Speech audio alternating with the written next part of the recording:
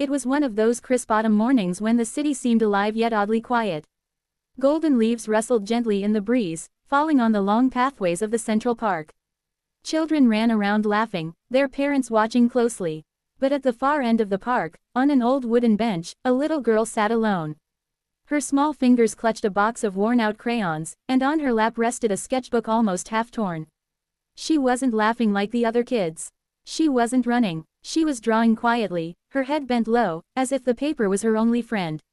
A few meters away, a tall man in a dark tailored suit walked slowly along the path.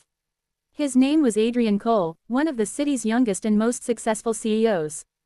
To the world, he was ruthless, confident, untouchable. His company dominated markets, his face appeared on magazine covers, and his wealth made headlines. Yet inside, Adrian was haunted by loneliness. Success had cost him his personal life, his family drifted away, friends left, and love never stayed. All he had were endless meetings, towering glass buildings, and nights of silence. That morning, Adrian wasn't in the park for business or pleasure. He had been told by his doctor that stress was consuming him, that he needed to breathe in fresh air, to step outside of his corporate bubble. So he walked, hands in pockets, his gaze distracted, until it fell on the girl sitting quietly on the bench. Something about her stillness drew him closer. She was too young, no more than 8 or 9, to be alone. He slowed his pace, curiosity overtaking him. When he finally reached the bench, he noticed her small shoes were worn, her coat too thin for the chilly weather, and her hair a little unkempt. But her eyes, those wide, hazel eyes, were fixed on the paper with a seriousness he had rarely seen, even in boardrooms. "What are you drawing?" Adrian's voice was deep yet gentle. The little girl startled slightly, clutching her sketchbook tighter. For a second, she looked as if she might run. But then, slowly, she lifted the page for him to see. It was a picture of a house, a crooked little home with a red roof, a garden, and stick figures standing outside.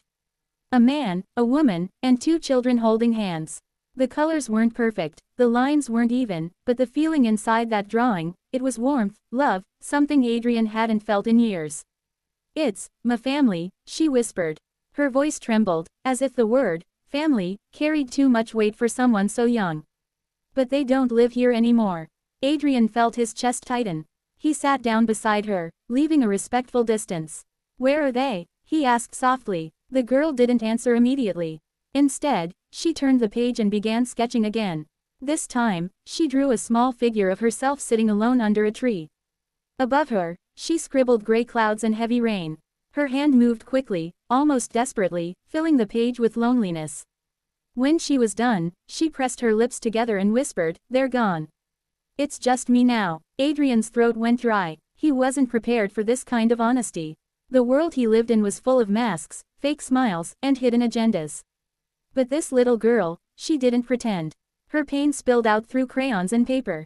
"What's your name?" Adrian asked gently. "Lila," she replied, still not meeting his eyes. "Lila," he repeated, as if trying to memorize it. "That's a beautiful name." She shrugged, hugging the sketchbook tightly. Silence hung between them, heavy and fragile. For the first time in years, Adrian didn't know what to say. He wasn't a man who dealt with emotions, he dealt with numbers, profits, contracts. But here, sitting beside a lonely child, he felt a strange ache he couldn't ignore. Finally, Lila broke the silence. "Do you have a family?" Adrian froze. No one had asked him that in years. He thought of his parents, long gone. He thought of the woman he once loved but lost because he was too married to his career. He thought of his empty penthouse overlooking the city skyline. "Not anymore," he said quietly. Their eyes met then, his dark and guarded, hers young but filled with a sadness too old for her age. In that moment, something shifted. It was as if 2 broken souls recognized each other, silently acknowledging their loneliness. "You know," Adrian said softly, "sometimes the people we lose, they stay with us, even if we can't see them." Lila tilted her head. "In drawings." A faint smile touched his lips.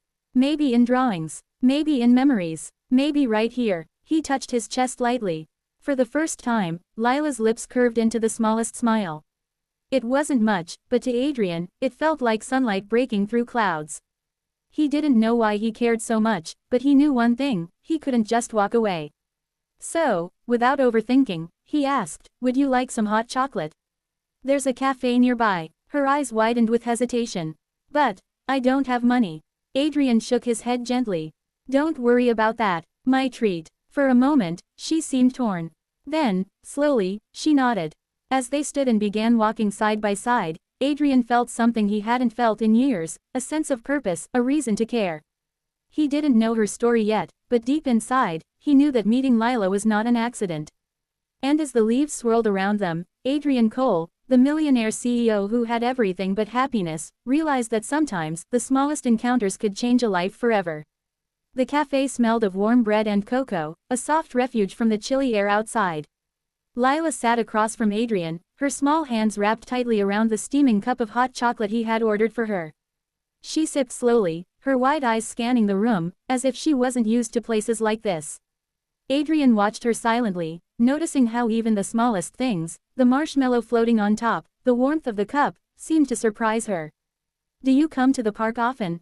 He asked gently. Lila nodded. Every day after school. It's quiet there. Nobody bothers me. He frowned. And your guardians? Don't they worry? Her gaze dropped to the table. I don't have anyone. The words hit him like a blade. He leaned in slightly. What do you mean? Lila's voice trembled, but she forced herself to speak. My mom, she got sick. Really sick. One day she went to the hospital, and she never came back. My dad left before that. He said he couldn't handle it. Her lips quivered. So now it's just me. I stay at the shelter sometimes, but I don't like it there. Too loud. Too many people fighting. I'd rather be in the park, drawing. Adrian's chest tightened painfully. A girl so young, carrying so much loss. He had seen tough boardroom negotiations, ruthless takeovers, and the coldest men alive, but nothing compared to the quiet strength in her trembling words. He reached across the table, carefully resting his hand near hers without touching. I'm sorry, Lila. You didn't deserve that. No child does. She blinked rapidly, trying not to cry. It's okay. When I draw, it feels like they're still with me. I can make the family I wish I had. She pushed the sketchbook toward him. Do you want to see? Adrian opened it carefully. Page after page was filled with drawings, bright houses, smiling stick figures, imaginary gardens, birthday cakes with candles. But he noticed something. In almost every drawing, there was always a little girl holding hands with someone taller. Sometimes it looked like a mother. Sometimes a father, but often, it was just a faceless figure, shaded in gray. Who's this? He asked softly, pointing to the gray figure. That's who I wish would stay, Lila whispered. Someone who won't leave. Adrian's throat burned. He thought of his own emptiness, the hollow nights spent in his glass tower, the wealth that could buy anything except love. And then he looked at her, the small, fragile child in front of him, searching for someone to hold on to. For the first time in years, he felt tears sting his eyes. He quickly blinked them away, but not fast enough. Lila tilted her head. Are you crying? He gave a shaky laugh.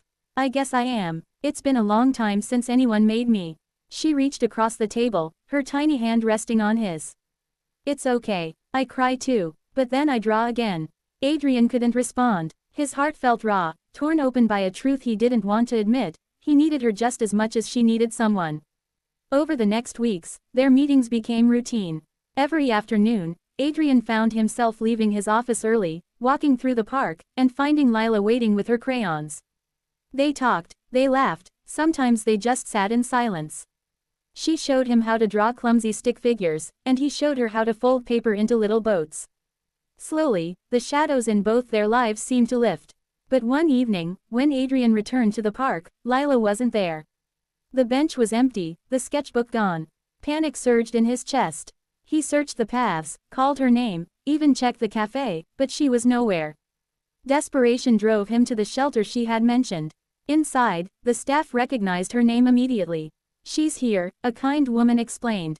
But she's not well. Fever, exhaustion. She collapsed this morning. Adrian's stomach dropped. He rushed down the hallway to a small room where Lila lay on a cot, pale and shivering.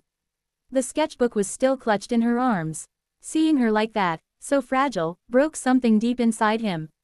He knelt beside her. Lila, he whispered, his voice cracking. Her eyes fluttered open weakly. You came. Tears blurred his vision. Of course I came. I'll always come. You're not alone anymore. Do you hear me? A faint smile touched her lips before she drifted back to sleep. That night, Adrian made a decision that would change both their lives. He used his power, his influence, his wealth, not for another deal or profit, but to ensure Lila never had to suffer again. Legal teams were called, papers prepared, and within weeks, he fought for custody. It wasn't easy. The system questioned him, a billionaire CEO with no experience raising children. But he never backed down. For once, his ruthless determination had a purpose worth fighting for. And then, one cold December morning, Lila walked out of the courthouse holding Adrian's hand, officially no longer alone. She looked up at him with shining eyes. "Does this mean, you're my family now?" Adrian knelt down, tears slipping freely down his face. "Yes, Lila, from today, and every day after, you'll never be alone again. I promise." For the first time in years, Adrian's heart was full, not with wealth, not with power, but with something far greater. And as Lila hugged him tightly, sketchbook pressed between them, he realized that the little girl who once drew her family in crayon had finally found her home, inside his heart.